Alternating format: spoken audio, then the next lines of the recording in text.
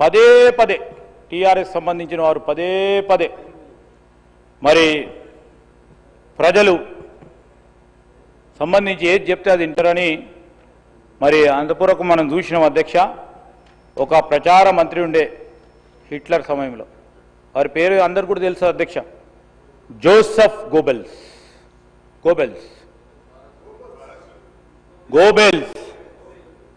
వారి సిద్ధాంతాన్ని పూర్తి స్థాయిలో అలవర్చుకొని పనిచేస్తూ ఉన్నారు అధ్యక్ష. బీఆర్ఎస్ నేతలు పక్కాగా ఆచరిస్తూ ఉన్నారు అధ్యక్ష. ఈరోజు అదే దారిలో మీరు ప్రయాణం చేయొద్దని మా ఆలోచన. ఎందుకంటే దేశాన్ని నడిపిస్తూ ఉన్నారు. దేశం సరిగ్గా నడవాలంటే మీరు కింద స్థాయి నుంచి పై స్థాయి వరకు కూడా సరైన ఆలోచనలు ఉండాలని మేము ఆశిస్తూ ఉన్నాం. చాలా సందర్భాల్లో చాలా విషయాలు రాద్ధాంతం చేసే ప్రయత్నం చేశాం.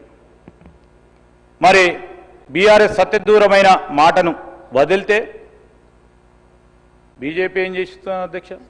భుజాలపై ఎత్తేసుకోవడం వాళ్ళ మధ్యలో ఉన్న ఇంతకుముందు నేను చెప్పిన అధ్యక్ష రహస్య అనుబంధం, స్నేహం. మరి బీఆర్ఎస్ అయితే రాష్ట్ర వ్యాప్తంగా ఆందోళన ఇచ్చింది, మేమెందుకు ఇవ్వొద్దని వారు కూడా ధర్నా కూడా చేశారు. సరే చేయండి, కాదంటలేవు, అది మీకు ఇచ్చిన స్వేచ్ఛ, మీకు ఇచ్చిన రైట్.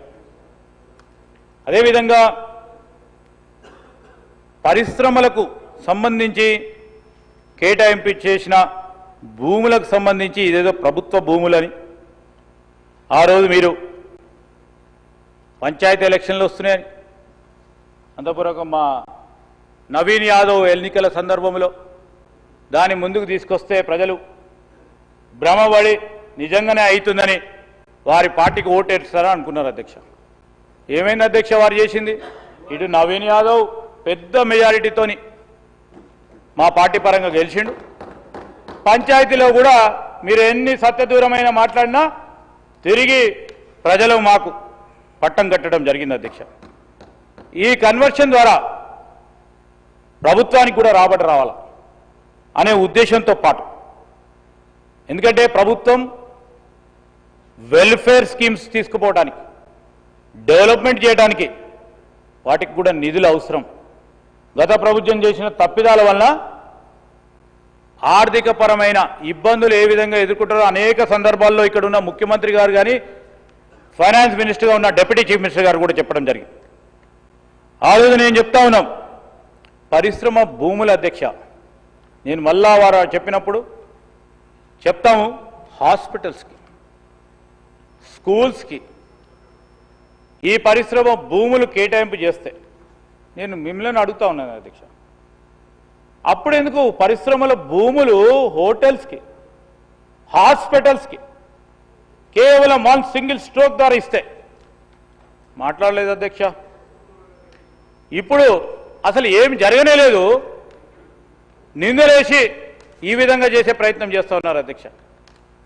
ఈరోజు నేను ఈ సందర్భంలో ఈ మంత్రివర్గ ఉపసంఘానికి సంబంధించి మేము రాబోయే కాలంలో ఈ పాలసీ ట్రాన్స్పరెంట్గా, పారదర్శకంగా భూ వినియోగ మార్పిడికి సంబంధించి మేము పెట్టే rules, I'm standing and putting this viewpoint before you, honorable speaker sir, it will be the very very very transparent policy adhyaksha.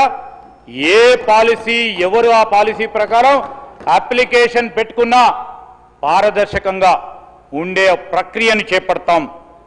ఈరోజు మరి మేమల్లే అధ్యక్ష,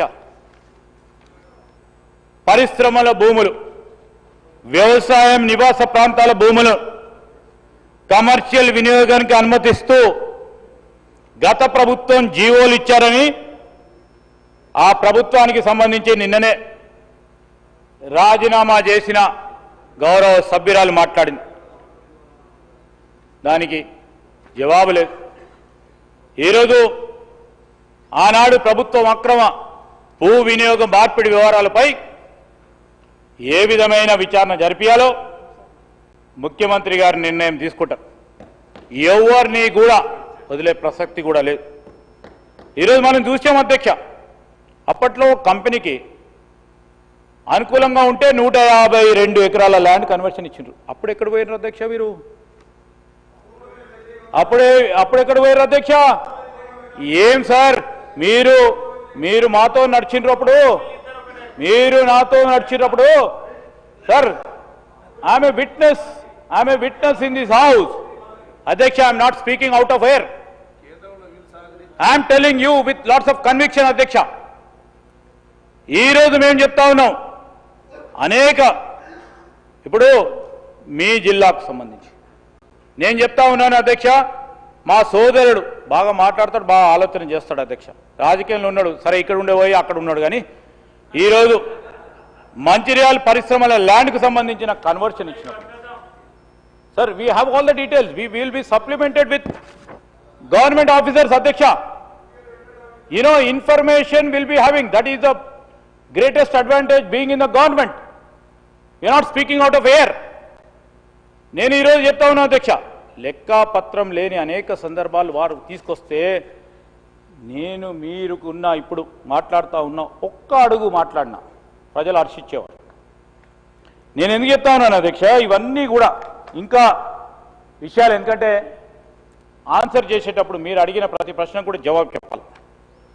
సో మీరు చెప్పిన ప్రతి అంశం పైన